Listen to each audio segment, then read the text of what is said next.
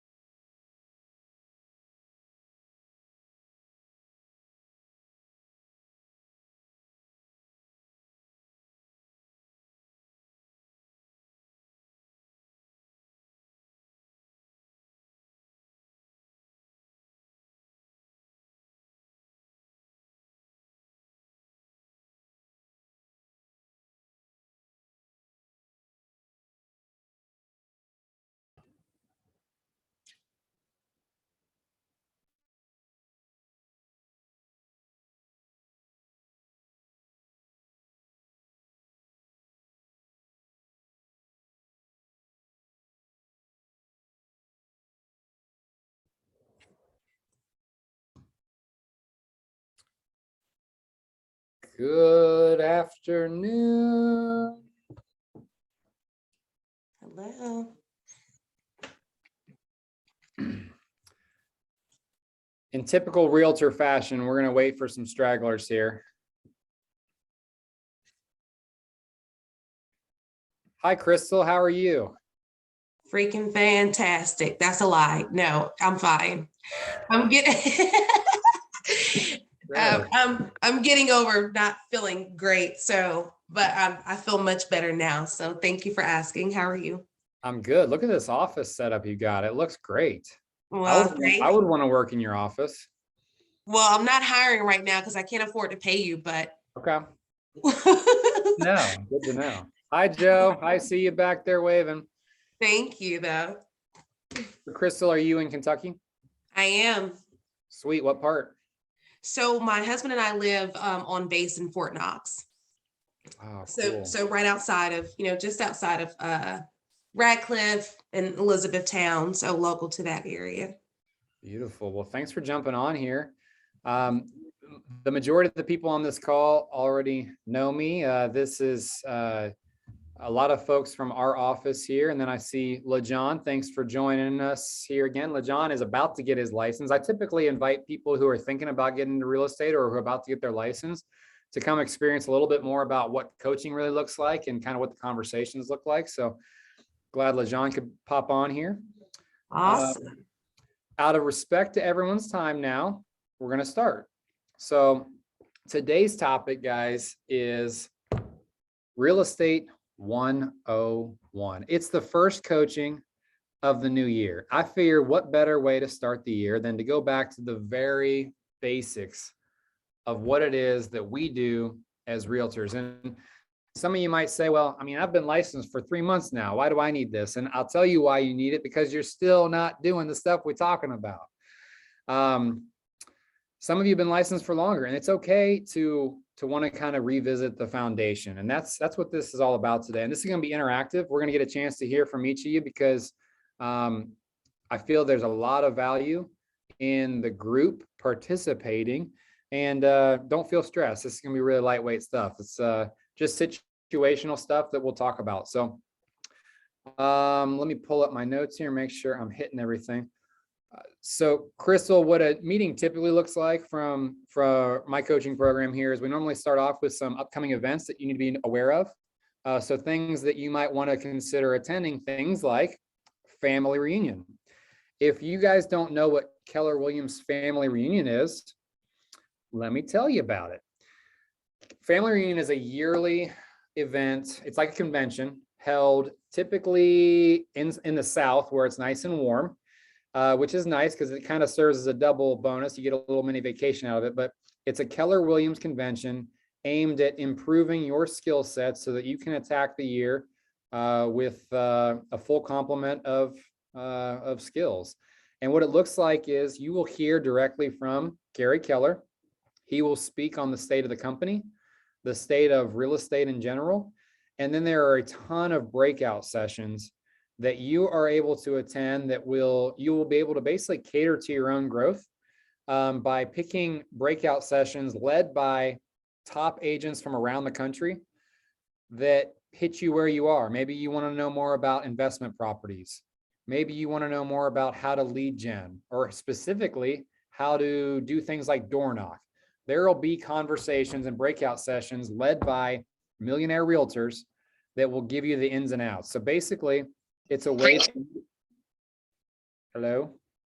It's a way for you to go and learn a lot from the best agents out there, and it does come at a cost. It does cost about $7.99 to attend, and you obviously have to get there. It's in Orlando this year, but it's well worth it, guys. And this is one of those things. It's a business expense, therefore a write-off.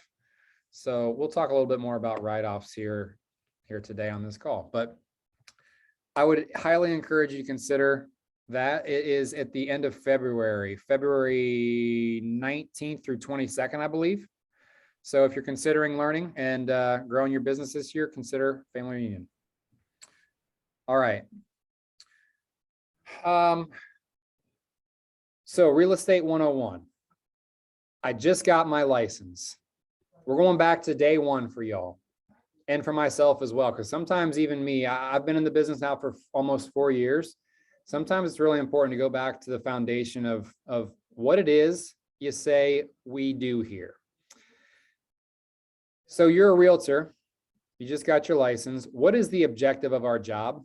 Can somebody tell me what is the objective of our job? We help people. Help people do what? Find land, sell property. Yeah. You can, and keep going with that. Is that all you're helping them do? No, I mean, I think it's far bigger than that. Reach a goal, reach a milestone, experience a milestone, do something that they thought they may have not been able to do. Yeah. I think at the root of what you're saying is what you said. We help people. When I asked you to go further, so somebody other than Crystal, we help people buy real estate, right? How else can we help? Let's say, great, we've helped them close on a property. How else do we provide value as a realtor, as a professional, or as a fiduciary?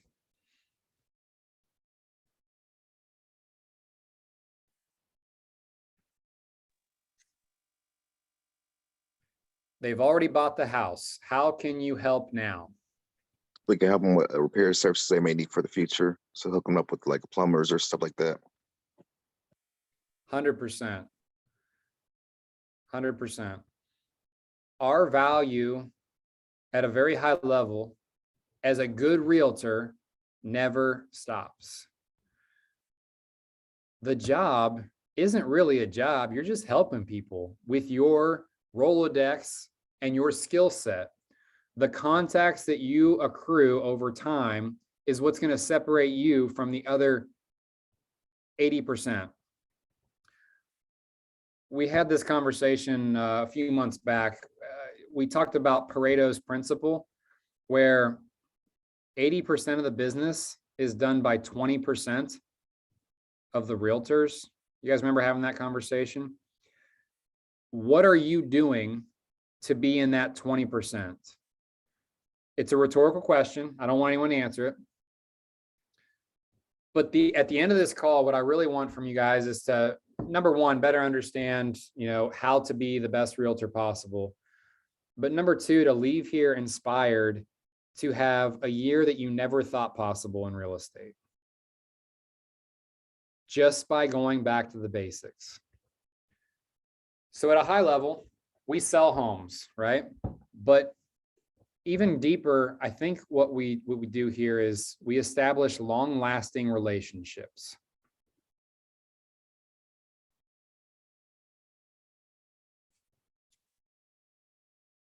What's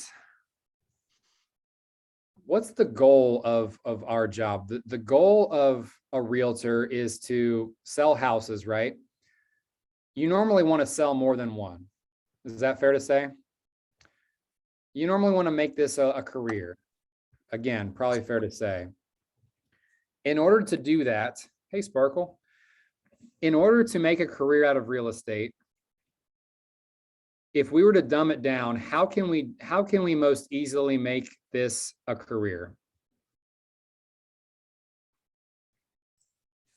You do well at it.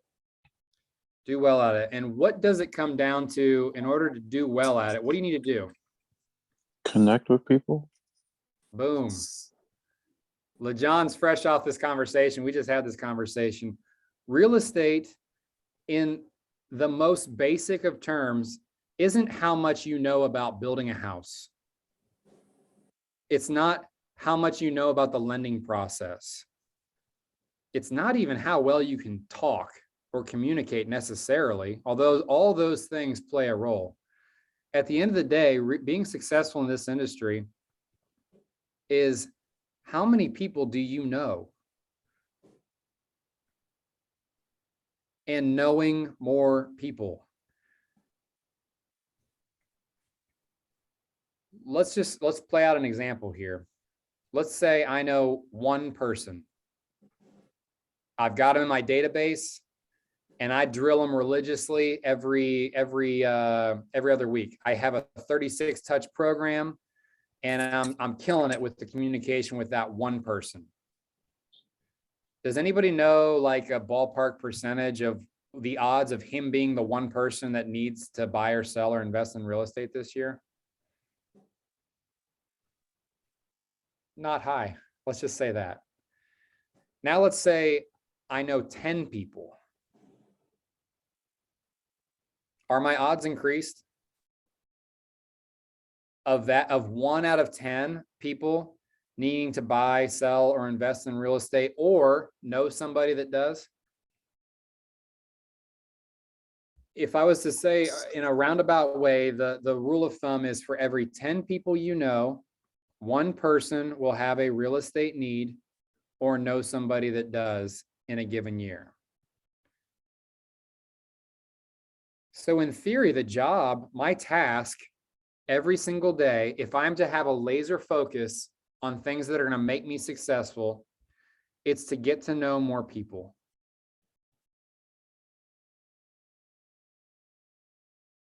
Now that's easier said than done, especially now that the world is kind of in a fritz with shutting down and turning back on, right? But let's pretend like COVID's not a thing. Can y'all give me some examples of how you can meet more people? Community events, host events yourself.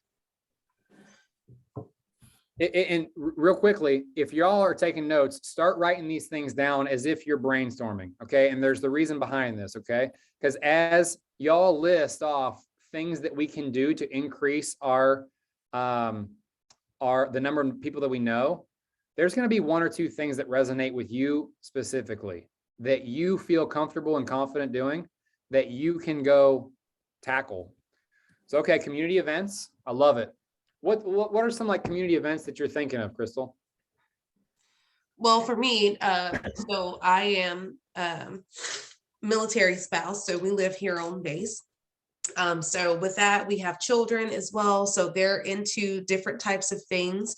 I'm a part of different Facebook groups specifically for Fort Knox military spouses. So there's always different things that are going on, whether it's just, hey, I'm new to the area, gonna meet here on this day, would anybody be interested, or fitness groups or anything like that.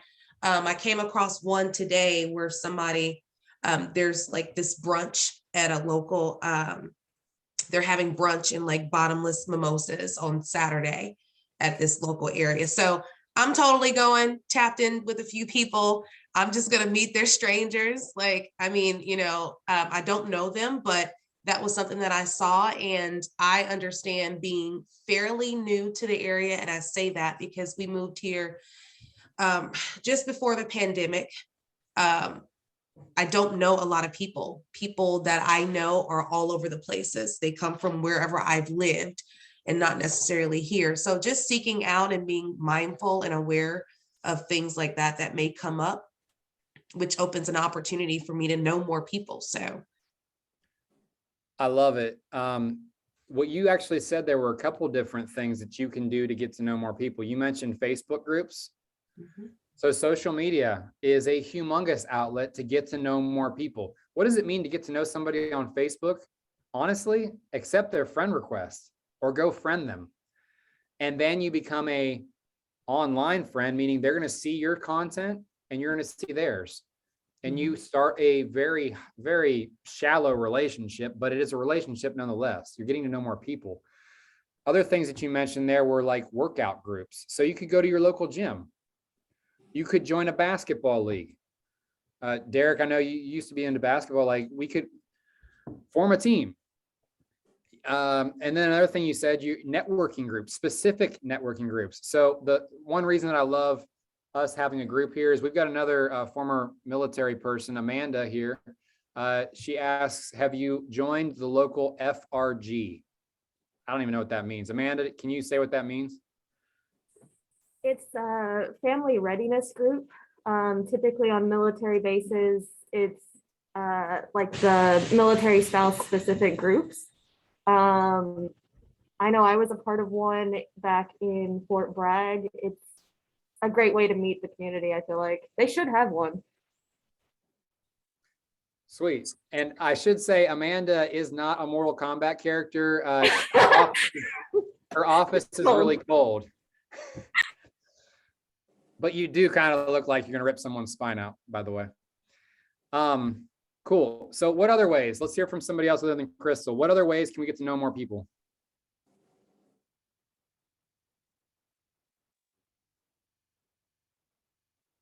You can attend like your local HOA meetings in the area. I mean, I know our HOA has monthly meetings and different events, so I do attend those. Another thing that Crystal mentioned also were sporting events for children. So my son has a ton of energy, and so he participates in 3 to 4 sports a year. So that's an opportunity because not all the parents are the same throughout each of those sports. And then also in my area, I live in Pickerington. So we also, every Tuesday, local real estate agents actually meet up at the Tim Hortons in Pickerington and just exchange ideas, resources. I was told that through my bank, Heartland Bank, which is a small community bank here. And I was just talking to them, letting them know I was recently licensed. And, you know, she was like, oh, do you meet up every Tuesday with the other local real estate agents? And I'm like, oh, I had no idea. So she shot me. Then that was, I didn't even realize I was promoting myself. I was just talking like I always do, just running my mouth. And she connected me with that opportunity, which I have yet to go there, but I'm actually just pulling up her email so that I can pencil it in my calendar to make sure I show up for the next one next Tuesday. Love it. Yeah, the thing with like kids, a lot of us have kids, will have kids or no kids. What about coaching a team? So the key behind coaching is that you get to send out emails and communication, and they give you phone numbers and emails for everybody on the team. Well, guess where those should go if you're a smart realtor? Right into your database. At the end of the day, guys, our database is our lifeblood. It is our business. The more people you know and can plug into that database, the higher the odds of you being able to do business quicker and emphatically grows. Other things that I'm thinking about: PTO, parent teacher organizations. Crystal used to live in Pickerington. Oh yeah. That's my wife's from Pickerington too, so we'll have to all get together over a bottle. Yeah, I love it here. Such a great community. Love it. What about starting your own group as well? You know, starting your own group. So things like I've been getting into. I'm gonna speak transparently. I've been getting into bourbon lately. Okay, and it's all the rage. It's really collectible anymore, and people like to do like tastings and stuff. So my thought is, why not create a like bourbon tasting group where people come to my house, and it doesn't have to be bourbon. For you, it could be coffee. What about a coffee group or a mom's group or a single women's group? There's no limit to what you can think of. LeJohn works at a fitness center. Like he's a trainer, right? So he's got a sphere of people there. Think about, pull out your phone and look through your contacts and who have you not talked to in a while. Those are people that should be in your database. At the end of the day, this isn't rocket science, and I want to reiterate that. This business is easy, but it's not simple. I hate that term, but it's true. This business, we like to complicate and say, well, I don't know what to do today, so I'm just going to do nothing. Well, okay, congratulations. You're going to make a paycheck of $0 as well. All we have to do is know a bunch of people and then talk to them. So we have to pick up our phone sometimes or find ways to communicate directly to them and remind them that we are what? We are a realtor. Those that have been on the calls with me for a while know that I like to use the analogy, we want to be Crest or Colgate in people's minds. Because when I ask you to name another toothpaste brand, you probably can't think of one right off the top of your head. It always comes down to Crest or Colgate. So when somebody thinks of real estate, are they automatically thinking of Amanda Taylor? Or are they thinking of 10 other people? I want you guys to be Crest or Colgate in your sphere's eyes because there's enough business to go around. I'm not competing against the same people you're competing against. There's enough business to go around. I want to reiterate that as well. We're all here for each other. What if you all teamed up and did I know some of you in the past have gotten together and thrown ideas around. I've seen people do podcasts together, 2 agents. You're hitting 2 different spheres. Like, trust me, you're not going to steal each other's business, but you're being proactive and thinking of ways to touch more people. The list goes on and on. You could increase your database by door knocking. Now that's called prospecting because you don't know those people. You're prospecting those people, hoping that one person might have a need. I shared the story that I was door knocking my first year and just closed on the first unit, first fruits of that labor last year. It was a referral, but I established a relationship with a person. I kept in front of them and they referred me out to somebody who was moving to the area. Paid ads on social media get you in front of more eyeballs, get you contacts. Cold calling. A lot of us say, I don't want a cold call. That's just not me. And yet we haven't all tried it either. Never knock something until you've tried it. I want to encourage y'all. And if you haven't tried cold calling but want to, we have access to a free power dialer for you to try that. I'll be happy to teach you. It's a value of $150 a month that we provide directly to you. So at the end of the day, guys, this whole thing is just get to know more people and then talk to them. What tools and resources do we as Keller Williams agents have to stay in front of people that are in our database?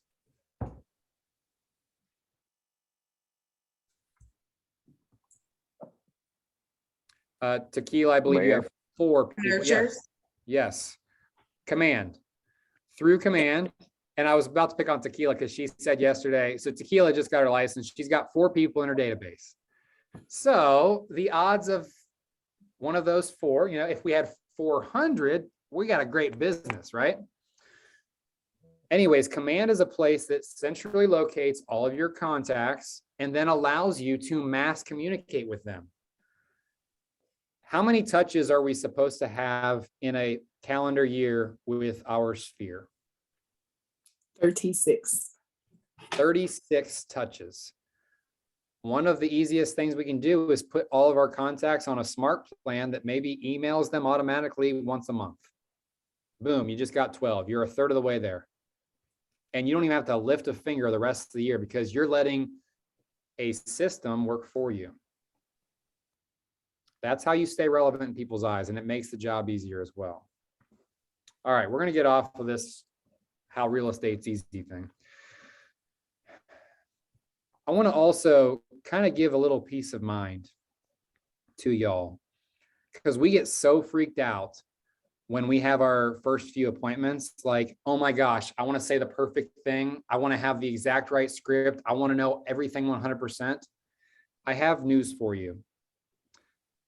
Buying a home is not about you. So you don't have to be freaked out. You are the conduit by which somebody buys a home or sells a home. When we remember that we are not the centerpiece in a transaction, I don't know about you, but it gives me a little bit of peace of mind and it reduces my stress level a little bit, knowing that there are other people involved in the process. I say this because, are you the one buying the house? No. Are you the one selling the house? No. Those are the main players.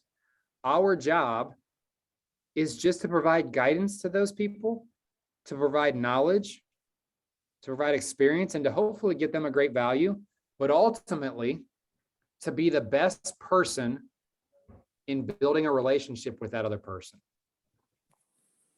So a little peace of mind there. It's not about you. It's about the other person. So when we put the other person in front of our needs, we're going to be one of those 20% realtors that are getting 80% of the business.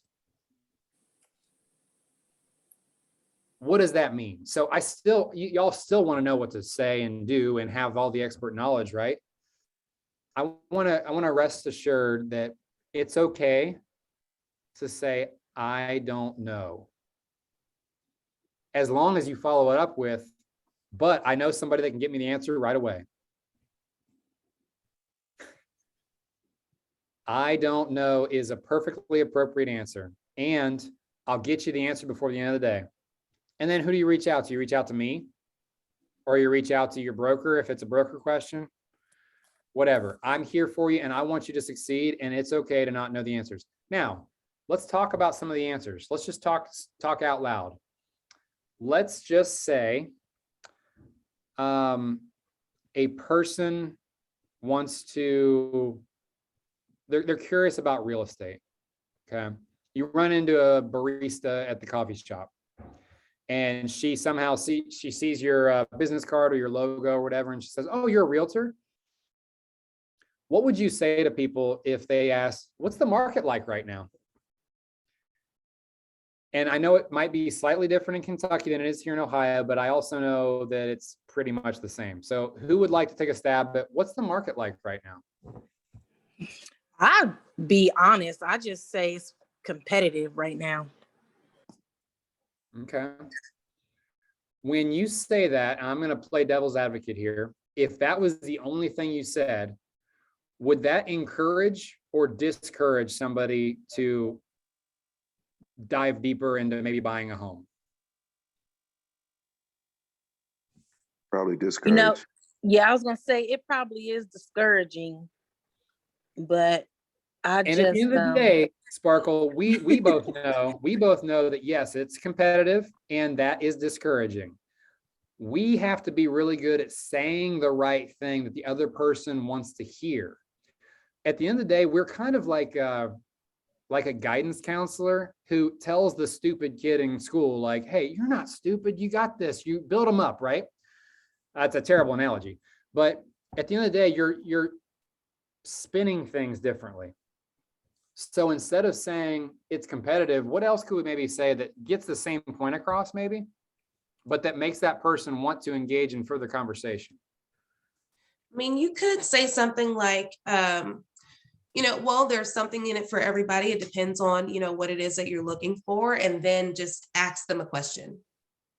Like, so what are you interested in? Are you interested in buying, selling, investing? I had my hand raised. You didn't. Sorry, Tammy. Hey, Tammy. Why? You're speaking out of turn. I had my hand raised, Josh. She didn't. This is the first How time. are we running these? This is I the didn't first time I even see see you on there. Welcome. Tammy is Tammy. Welcome, guys. So Tammy is the team leader in Kentucky. And the reason I got some Kentucky folks on here is because we're going to kind of be merging the groups and coaching some folks down in Kentucky as well. And I'm really excited about that. But Tammy's on. Tammy, what's your question? Well, I was going What's your to answer? answer, and then that girl right there, that crystal blue, she kind of jumped in front of me. She didn't raise her hand. She had a good answer though, too. She did have a good answer. That's because I coached her. So go ahead. So going deeper though, like it comes back, it all comes down to the way we convey the message, right? So if somebody was to ask you how the market is, well, as a realtor, as a 20% realtor, meaning I'm 20% that does 80% of the 80% of the business, I'm going to tell people, well, actually, here's some stats. And the only stats you really need to know are how many homes are there for sale and how many sold in the last week. Why are those two numbers important?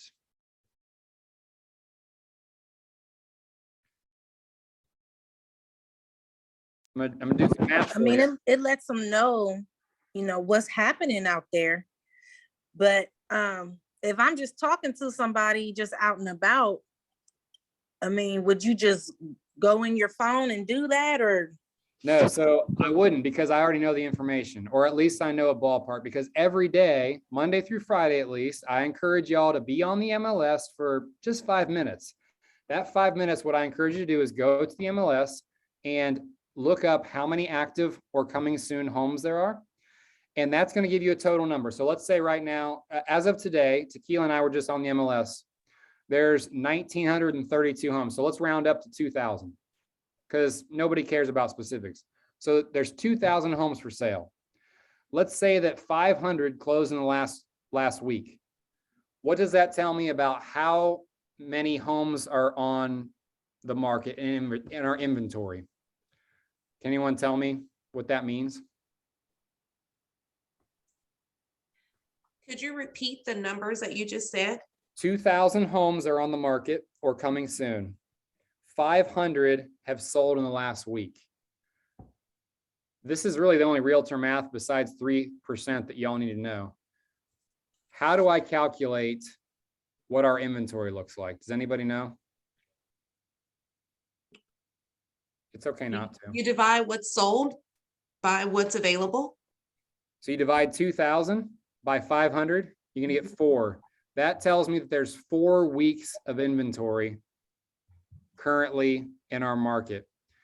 All that means, you don't have to tell them all those numbers, but you as a professional, you know them in case somebody asks. What that tells you is that it's a seller's market. For your knowledge, you're a brand new realtor. This is Real Estate 101. Anything less than 4 months of inventory is a seller's market. So Sparkle, you're 100% right when you say it's competitive. Absolutely it is. But what could you also say? You could say, well, barista behind the counter, it's a seller's market, but right now it's January and there's not as much competition as there might be in like spring or summer. So if it's something you're considering, we'd love to talk to you a little bit more about, you know, kind of what you're looking for. And then that opens up the floodgates of conversation. And to add to that, Josh, the very first thing I say to someone, hey, Tammy, how's the market? Well, it depends. Are you guys looking to buy or sell? Well, I'm looking to buy. Well, it's a great time to do that because there's not a lot of competition out there. Super competitive, but there's not a lot of competition out there. So now's the time for us to look into doing that. 100%. So that you're all aware, there's a bell curve to the year. I just covered this with LeJohn, who's thinking about getting his license really soon. I told him, get your license ASAP because the bell curve to the year means that right now we're in the quiet season. You have a chance right now to learn and to build a foundation. Come spring, which means late February, March, April, you see an uptick to business. Lots more people out there wanting to buy, lots more people wanting to sell. You want to have your skills sharpened as sharp as possible now so that you're ready for that spring market and you're ready to springboard. All right. So we went over a little mini script there about what to say if somebody asks you about the market. Let's shift a little bit. Somebody comes to you and says, I'm interested in buying a home. I have no idea what to do. What do I do? Somebody want to take a stab at it? The first thing I say is that, well, you know, it's okay not to know. I can help you out and kind of walk you through the process. But the very first step is to get pre-approved and just tell them that I can email them our trusted lenders to get them started. And that's kind of like the first step. Cool. That's a pretty good start. What happens after you get a pre-approval? I'm going to act like I'm the buyer. Okay, cool. Well, let's say I go do that after this call. I'll get right on it. What's next? Then we set up a meeting and I kind of learn what they're looking for in a home and all the different aspects of that. And then I set them up a search. And I explain. The search is on the MLS, but it will get emailed to them. And I tell them how it's updated weekly, or I meant daily, like by the second.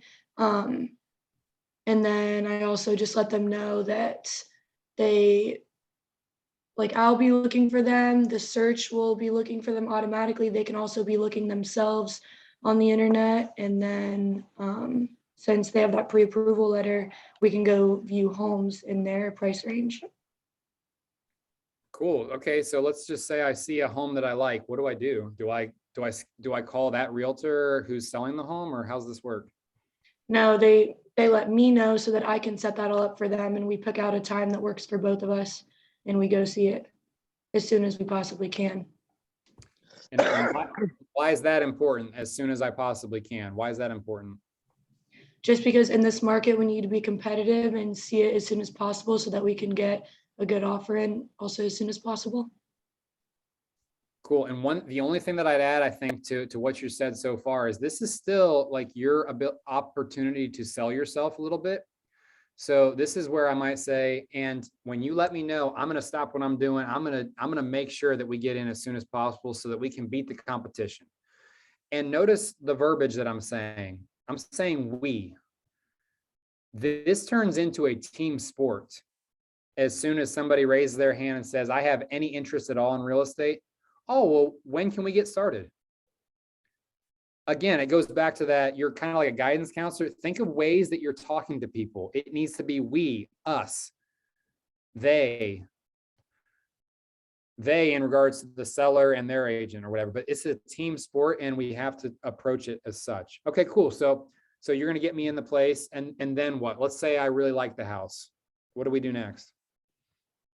If you like it and you want to put in an offer, you just have to, if they have a partner, if they have a partner, then they discuss with them the kind of price they want to go in at. I obviously talk to the other agent and try to get as much information as I can so that we can put our best foot forward and make sure we have the best chance at getting the house. And then we put in an offer and we just wait to hear back. Okay. So a little bit going a little further down the rabbit hole again, this is how you separate yourself from other realtors, because you never know. Maybe this is an interview, right? Maybe they're interviewing you versus somebody else. You say, here's where I separate myself from other agents. I'm going to call the other realtor because there's so many agents that don't do this. They just write an offer sight unseen with the other realtor. They never communicate. Communication is key.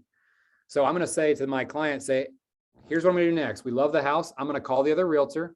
I'm going to find out everything I possibly can so that can help us negotiate to get the best value for this home for you.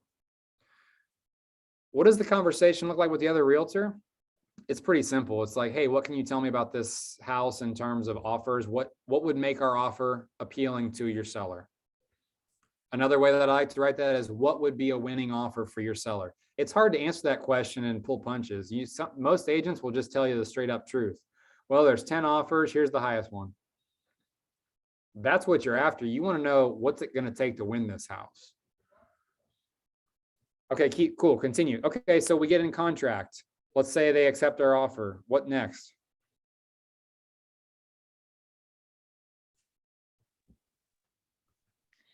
Inspection. Yeah, we'll let Jason take over. So home inspection happens next. What happens after home inspection? Or what's that look like, that process? You'll try to get your client, at least give them 3 options of home inspectors to look at. Ask them if they already have one, or have they looked into one yet? And give them 3 options at least. Let them pick on their own. Help them get the might give them phone numbers and stuff. So stuff like that. Just give them contacts. Yeah, that's another value you're creating, but you're doing this all up front. You're giving them an overview of what it's like to buy a home. And every step of the way, you're inserting why they should buy the home with you. Hey, once we get in contract, I have 3 preferred inspectors that I love using. I'll give you them so you don't waste your time or money on a crappy inspector. So it's as easy as having an email lined out with their contact information. Once you get in a contract, you send it over. Cool. Okay, awesome. So the inspection happens. Then what, Jason? And then you might take the client over there for a final inspection, view their home again before closing.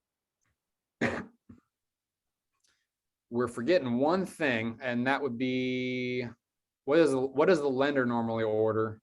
Approval letter. At the appraisal? No. Appraisal, yeah. That. Yeah, so our objective, guys, is to enlighten the client as to every step of the way so that there's no surprises along the way. Okay? And so if you're a brand new agent and don't know the actual steps, we're giving them to you right now. So number 1 is your first meeting, your initial meeting. Number 2, you get them pre-approved. Somebody needs to mute. Number 2, get them pre-approved, because why do we want a client pre-approved before we start showing them houses? We want to turn them into a cash buyer. like make them more appealing, and know what your budget more is. competitive. Yeah, you all said the right things. You want to know what their budget is and you want to make it more competitive. If you present an offer to a person but don't provide proof of the ability to purchase, what is the seller going to think? They'll be like, I don't know if they can even afford the house. Very important. Pre-approval letter, very important. So, okay, at a high level, again, first meeting, get to know what they're interested in. Pre-approval letter, go see houses, get them in contract on a house, inspection / remedy. A lot of times we're waiving remedy anymore. Appraisal. The appraisal, so in case y'all don't know what an appraisal is, at a high level, the lender that you're using wants to cover their butts. So they're not going to lend you more money than the home is worth. They're going to send a person through there, an objective third party that's going to value the home. And at the end of the day, if the home is worth what you're in contract for, cool, you're on to the next step. If it's not, you'll need to renegotiate the price or bridge the gap. When I say bridge the gap, I simply mean if you're in contract for 200 and it appraises at 195, there's a $5,000 gap. You can either bridge that whole thing by bringing money out of your own pocket, or you can renegotiate the price. After we get done with the appraisal process, then we're on to the final walkthrough, which is typically 2 days out here in Ohio. And then you're on to the closing table. Once you're at closing, things can go one of two ways. You either get the keys at closing and the home is yours, or there's this thing called delayed possession, where you actually give, as an enticement to accept your offer, you give the seller maybe a week or two additional possession in the house at no cost to them. Regardless, whenever we close and you get the keys, I do not stop being a friend and resource for you. That's one key. You're planting the seed of an eternal relationship that will turn into many other transactions, either from a personal standpoint or referral standpoint over the future. Cool. Do we feel a little bit more comfortable about the buying process now? I hope so. On the sell side, let's say a person comes to you, a neighbor, and they say, hey, I heard you're a realtor. Can you tell me about the selling process?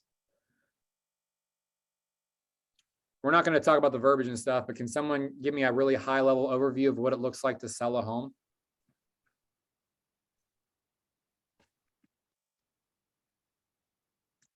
Has anyone sold a listing here before? I guess I should ask that. I have. All right. Talk to us. At a high level, you don't need to go in the weeds on this. What's it look like to sell a home? Well, what I first did was I just pulled comps and took them over to the seller. And then we pretty much discussed what was happening in the area. And, then they came up with what they wanted for their house. So then we got the listing paperwork set up, signed and everything, and then put the information in MLS. And then I had, I know you can pay somebody to take pictures, but I had a camera that I used. So then I went over and took pictures of the inside of the house and then uploaded those into MLS. And then I think maybe a couple days later, it was active in MLS and people were able to schedule showings to go see it. Okay. So that was pretty much it. At a high level, your first contact is you meet and discuss like, hey, what are you looking for? Are you looking to just sell the home, or are you looking to buy and sell? Because if it's a buy and sell in this market, we're probably going to want to find something for you to buy and then sell, get you in contract first on that. It's like a domino effect. You don't want the first domino to fall and leave them homeless. You want them to have a place to go as soon as they sell. You derive a price based on comps, like Sparkle said. You list the home. I'm a big fan of professional photography. Trust me, I did my own photographs the very first listing I had, and I wish I never did it Professional photos make a difference. I promise you, and they only cost about 150 bucks. So listing, then you have two options when you list. Here in Ohio, at least, you can do coming soon, or you can list it active right away. Coming soon, you can only do for a maximum of 30 days, and then you have to go active. Once it's active, showings are going to start. Showing requests come through text message to whoever you give that responsibility to. It could be the sellers, or it could just be you. Regardless, make sure all parties know what that is. Showings start. If you're smart, you'll do an open house because you want more business. Open houses are probably the best way to get new business, because people are coming through the house, they're raising their hands saying, I'm interested in buying a house. And a lot of times they don't have representation from an agent. Okay, cool. So we're through the open house, we get some offers, we negotiate a contract, we accept the contract, and then we can tell our sellers to expect an inspection, an appraisal, a final walkthrough, and closing. Some fun facts that you might want to write down if you don't know. Here in Columbus, or here in Central Ohio at least, and I think it's the same in Kentucky, what's the average time frame between going into contract and closing? How many days typically? 30 to 45. Yep, that's a safe range to tell people, 30 to 45 days. So if you're talking to people who have leases coming up, it's really important to know if their lease runs out in February, we're behind already trying to find them a place. What other numbers could I tell you? So Victor, what are average closing costs for a buyer? About 1 to 3% of the purchase price. Very good. I normally say 1.5 to 3% of the total purchase price is what you can expect to pay in closing costs. That's above and beyond what you're going to bring as your down payment. But that's a number that's really important to know so that people can account for that. I can't tell you how many people have started looking for homes and then they realized they couldn't afford a down payment.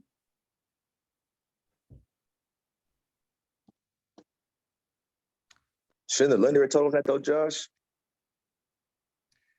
It's an average up front. So I like to plant the seed at my very initial conversation with somebody. Hey, here's what it's going to cost to buy a home. It's going to be your first out-of-pocket expense is going to be your inspection. That's an average of between $300 and $400. And then your next out-of-pocket's not going to come until the closing table. You can expect to pay 1.5 to 3% on closing costs plus whatever you're going to put down. Here's 3 lenders I'm going to send you. I'm sending you these 3 lenders because number one, they know me and they want my business and they'll help my clients. And number 2, sometimes they'll save you money. So I'm actually meeting with these people before the lender and I'm planting the seed. Okay. At the end of the day, our job as the best realtors, the 20% who are doing 80% of the business, is to answer all their questions before they have them. Or if they do have questions, to get them answers ASAP. So I know, go ahead. With the 1.5 to 3%, is that for anybody, no matter what programs they're in, no matter what? It's just a common rule of thumb. I say you might be a little bit above, you might be a little bit below, but the typical rule of thumb is 1.5 to 3% closing costs.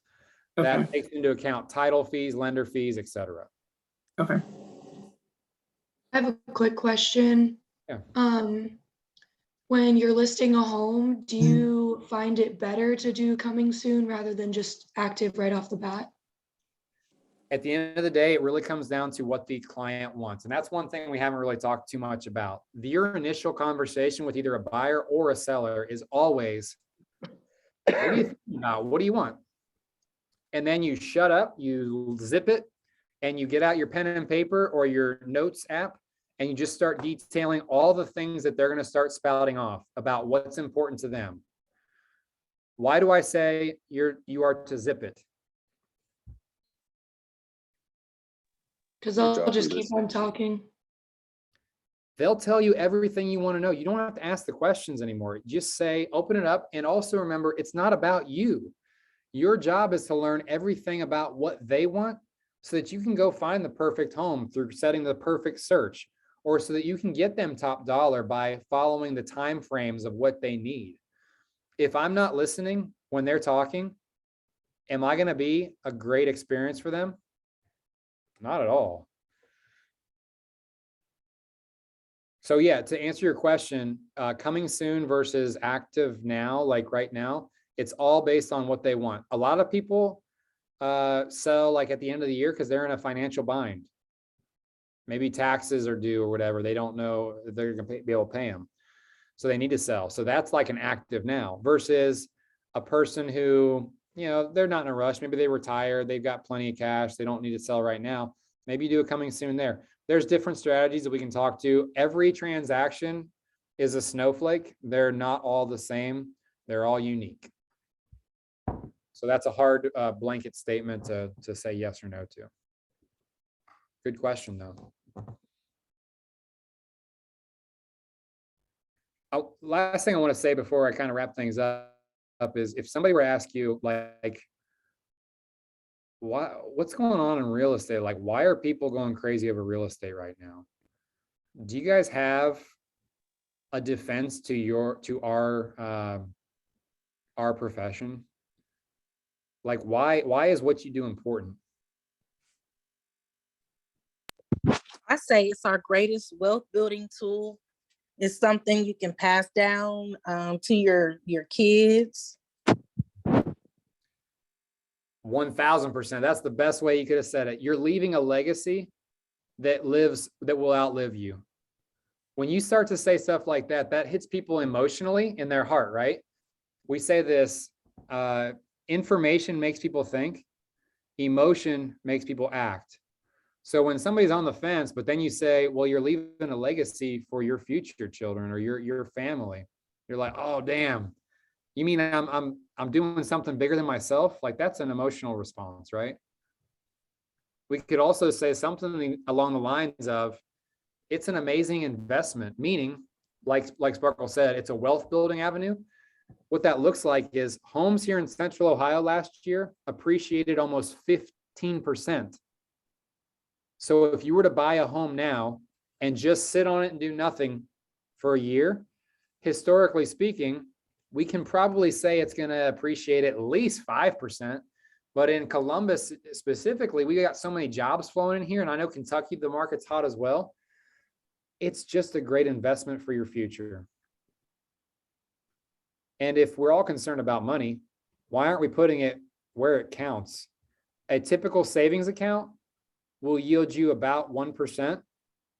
A typical stock or bond, my understanding is I'm not a profession in those categories, 6%. And real estate is closer to 10%.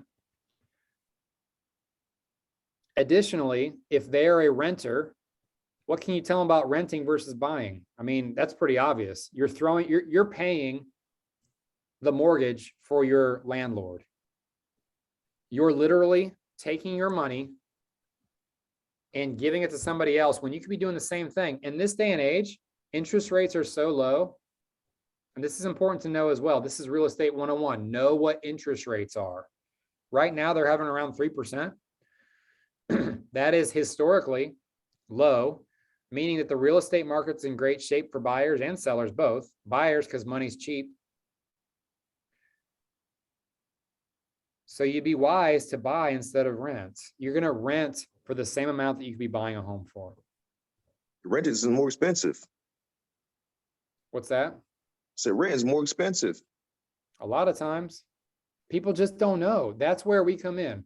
Real estate 101 is educating our sphere, knowing more people, and just talking to them a lot. What means can we use to get that done? Social media, coffee, these groups we talked about earlier, networking, cold calling, marketing, leaving door hangers. The list goes on and on. But take that list you made earlier and circle one or two things that stood out to you that kind of excite you. Because at the end of the day, we want this job to be fun. We don't want it to act like a job. When I had a chance to call a guy last night at 7:30. And honestly, it's past when I'd like to work. But we started talking about real estate, and I just found I was so perked up. I was excited about talking about building him some wealth. You know that you love a job when you're like, you get excited about talking on the phone, because I hate talking on the phone normally. All right. So end of the story here, I want to talk about this. If you know all these things, that real estate is a simple equation. It's knowing more people and making sure that they know you're a realtor. What's stopping us from going out there and being the 20% that does 80% of the business?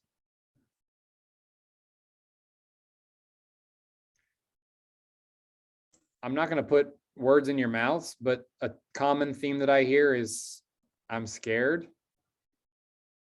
I don't know what to do. At the end of the day, the hungriest realtors eat. So you have a simple decision to make. Do you want to eat, or do you want to starve? You're starting your own business.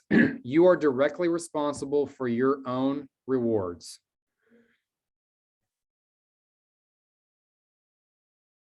We just talked about a ton of different things you can do. It doesn't all have to be cold calling. A lot of people hate cold calling. It doesn't have to be that. But go do something. And if it's not working, then go try something else. But you got to give it enough time to see if it's working.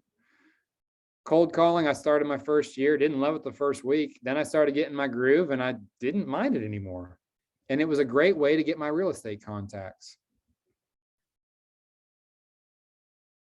It led me to 2 deals my first year. 2 deals I wouldn't have had if I was sitting on my hands being scared. So real estate 101, be the hungriest eat. And I want to do it for you. I can't. I have faith in y'all for sure though. Last thing I'll say that might be able to help y'all with this is a little peer accountability here. So on my team, so I run a real estate team. Victor and Lauren are on my team, and every Monday and Wednesday from 9 to 11, we open up a Zoom line like this, or we meet in person and we do our lead gen time together.